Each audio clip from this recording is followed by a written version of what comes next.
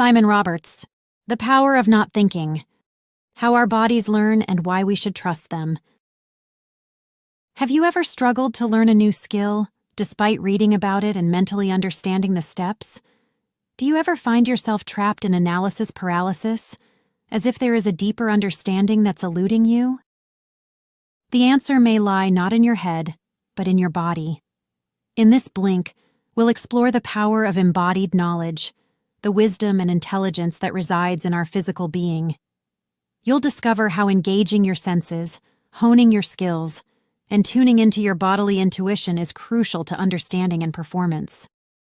Whether it's an athlete striving for peak performance or a business leader navigating complex markets, we'll see how important it is to immerse ourselves, look for unspoken cues, and adapt on the fly with grace and skill. So get ready to step out of your head and into your body, because your body is wiser than you know. Bodily wisdom. Picture a nondescript office building in Silicon Valley. Inside, a team of brilliant roboticists and machine learning engineers is grappling with a single challenge: teaching a machine to drive a car.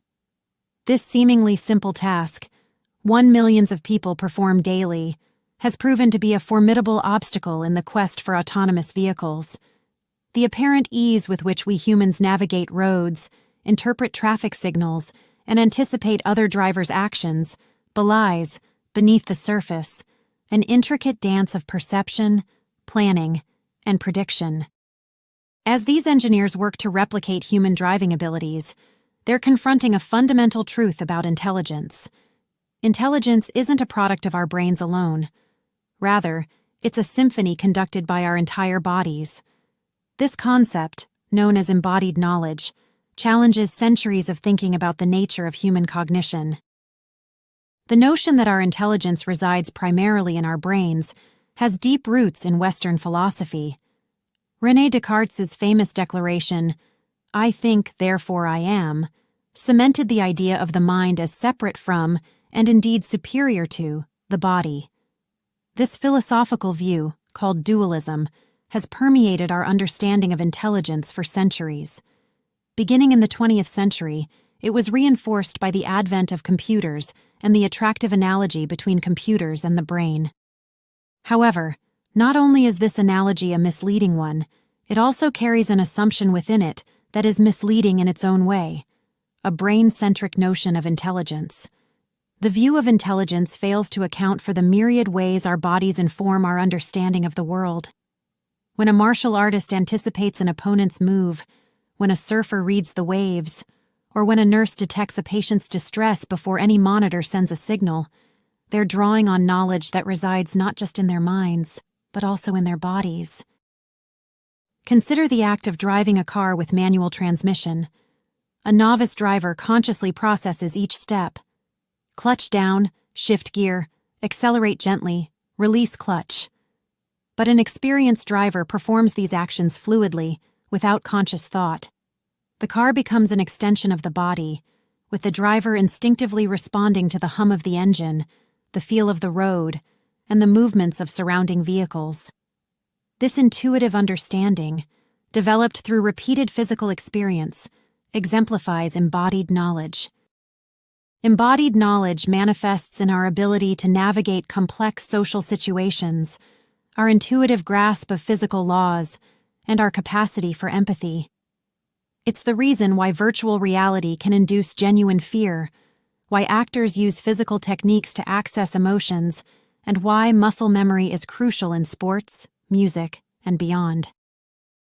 Embodied cognition doesn't negate the importance of our remarkable brains. Rather, it paints a more complete picture of human intelligence as an intricate interplay between mind and body, each informing and enhancing the other. This holistic view of intelligence offers new avenues for education, artificial intelligence development, and our understanding of human cognition. Pillars of embodiment. Imagine a master chef in her kitchen, effortlessly switching between simmering pots and sizzling pans. Without consulting a recipe or measuring ingredients, she conducts a symphony of flavors, her hands moving with a grace that speaks of years of experience. This is embodied knowledge in action, a form of intelligence that resides not just in the mind, but in the very fiber of our being. Fundamentally, embodied knowledge is acquired through 5 interconnected processes: observation, practice, improvisation, empathy, and retention. Each of these elements contributes to a holistic form of understanding that goes beyond what can be learned from books or lectures alone. Let's look at each in turn. Observation, the first pillar of embodied knowledge, is more than just passive watching. It's an active engagement of many senses at once. Research into sensory integration reveals that our brains combine information from multiple senses to create a more accurate perception of our surroundings. This multisensory approach to learning allows for a deeper, more nuanced understanding than visual observation alone. Consider how a sommelier doesn't just look at wine, but swirls, sniffs, and tastes it, using their entire body to assess its quality. Or consider the remarkable skills of indigenous trackers in the Kalahari Desert, who can read subtle signs in nature, like bent grass, disturbed pebbles, or the scent of soil to track animals across vast distances. A testament to the power of finely tuned observational skills. Practice, the second element, is where the body truly begins to internalize knowledge. Neuroimaging studies have demonstrated that repeated practice of a skill leads to increased myelination of relevant neural pathways, a process that enhances the speed and efficiency of transmitted signals. This biological change underpins the process of deliberate practice. Research shows that various fields require about 10,000 hours of practice to achieve mastery. It is through just this sort of dedicated repetition that our bodies learn to perform complex tasks with minimal conscious thought, freeing our minds to focus on higher-level aspects of performance. Improvisation, the third aspect of embodied knowledge, is where such knowledge truly shines. Neuroscientific research on jazz musicians shows increased activity in brain areas associated with language and syntax during improvisation, suggesting a link between musical and linguistic creativity. Having mastered the underlying motor skills, the musicians' minds can now express themselves fluidly with these building blocks, allowing for greater complexity and nuance. However, this ability to adapt learned skills to novel situations extends far beyond the arts.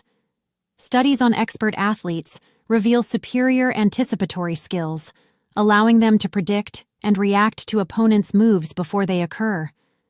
For another dramatic example of improvisation, consider pilot Chesley Sully Sullenberger's successful landing of a commercial airliner on the Hudson River after both its engines failed. This feat demonstrated remarkable embodied skill, leading to the capacity to improvise and adapt under extreme pressure. So those are 3 aspects of embodied knowledge. Let's look at the 2 remaining ones next. Empathy and memory in the body. Empathy, the 4th component of embodied knowledge, highlights how our bodies play a profound role in helping us understand and connect with others. When we witness someone in distress, our own bodies react, our heart rate increases, we may feel a knot in our stomach, our muscles may tense. These physical responses are part of how we attune ourselves to others emotionally, enabling us to share in their emotional states. This was underscored by the discovery in the 1990s of mirror neurons. These specialized cells in the brain fire when we perform an action, but it turns out that they also fire when we observe the same action performed by others. Mirror neurons provide a neurological basis for empathy, suggesting that we physically simulate the actions, sensations, and emotions of others within our own bodies. This internal mirroring enables us to gain a deeper, more intuitive understanding of others' experiences as we momentarily become the other person in a bodily sense. This bodily basis for empathy is vividly exemplified in the technique known as method acting, a style of performance in which actors deeply immerse themselves in their characters' experiences. Rather than simply portraying emotions through manipulating their external expressions, Method actors strive to feel the emotions of their characters authentically. They engage in a form of embodied simulation, physically and emotionally aligning themselves with the character's inner world. This process requires going beyond merely intellectual understanding.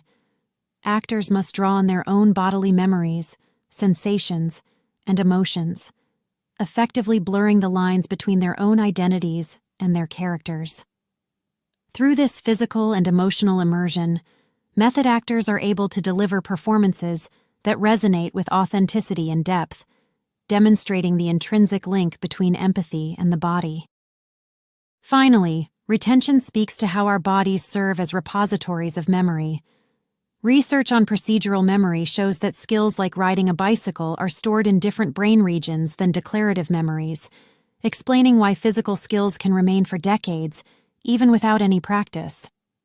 The field of embodied cognition takes this farther, revealing that our physical states can influence our cognitive processes.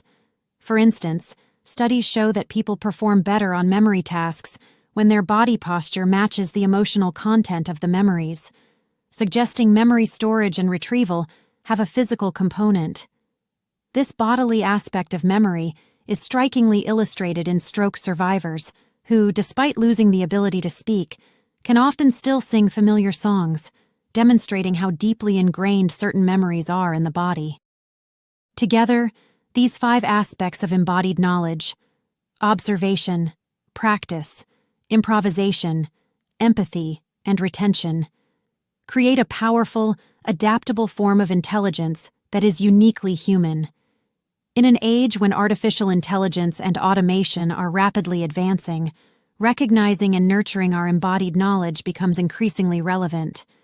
It may represent forms of intelligence that machines, for all their computational power, struggle to replicate. Insights from the campfire. Picture a group of executives huddled around a campfire in a California national park, their wheelie suitcases incongruously propped against their tents. This wasn't a corporate retreat gone awry, but a deliberate strategy to understand their market in a profoundly new way. Welcome to the world of embodied knowledge in business. Traditionally, businesses have relied heavily on quantitative data, market reports, and abstract models to understand their consumers and markets. While these tools are valuable, they can often fall short in capturing the nuanced emotional aspects of consumer behavior. The embodied knowledge approach posits that true understanding comes not just from analyzing data, but from physically experiencing and immersing oneself in the world of the consumer. It's about trading boardroom presentations for real-world experiences that engage all the senses. The camping trip in question was taken by the leadership of Duracell, the battery company. Executives spent several days in the wilderness, experiencing firsthand the challenges faced by outdoor enthusiasts. They struggled with setting up tents in fading daylight, learned about the importance of proper clothing, and discovered the critical role of reliable lighting in the dark. As the temperature dropped and they huddled around the campfire, the executives gained insights that no market report could provide. They felt the anxiety of a faltering flashlight and understood viscerally why outdoor enthusiasts are passionate about their gear. In short, they developed a deeper understanding of what their target market needs and values. The result of this immersive experience was a highly successful advertising campaign featuring free climber Kevin Jorgeson ascending Yosemite's Dawn Wall at night.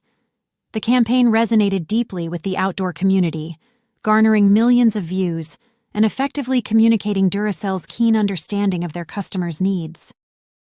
Meanwhile, Facebook tackled the challenge of serving users in emerging markets through an initiative called 2G Tuesdays. Engineers in Silicon Valley, accustomed to lightning-fast internet, voluntarily throttled their connections to mimic the slow, unreliable networks common in countries like India. This weekly ritual of patience and sometimes frustration opened their eyes to the real-world challenges faced by millions, if not billions, of potential users. The insights gained led directly to the development of Facebook Lite, an app optimized for low-bandwidth conditions, one that quickly became the company's fastest-growing product. Such embodied experiences do more than just inform product development. They transform leaders and employees alike into powerful carriers of knowledge within their organizations. Unlike dry reports that may gather dust on a shelf, people with lived experience become passionate advocates, able to articulate consumer needs with conviction and authenticity. They can seamlessly switch between the perspective of the customer and the constraints of their organization, grounding abstract business goals in more concrete terms. As markets become increasingly complex, the value of embodied knowledge is likely to grow. By marrying quantitative insights with the rich, contextual understanding that comes from the body, companies can develop a more holistic, nuanced view of their markets.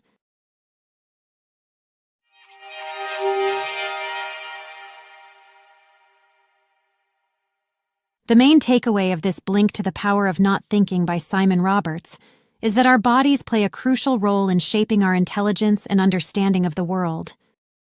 Embodied knowledge, the wisdom gained through physical experiences, sensations, and actions, is just as important as mental knowledge. By engaging our senses, practicing skills, improvising, empathizing, and relying on bodily memory, we develop a rich, nuanced understanding that goes beyond what the mind alone can grasp. In an age of artificial intelligence and big data, embodied knowledge serves as a powerful reminder of the irreplaceable value of human experience. It's a call to step out from behind the spreadsheets and into the messy, complex world of real consumers, one that must be sensed, felt, and lived to be truly understood. Okay, that's it for this Blink. We hope you enjoyed it. If you can, please take the time to leave us a rating.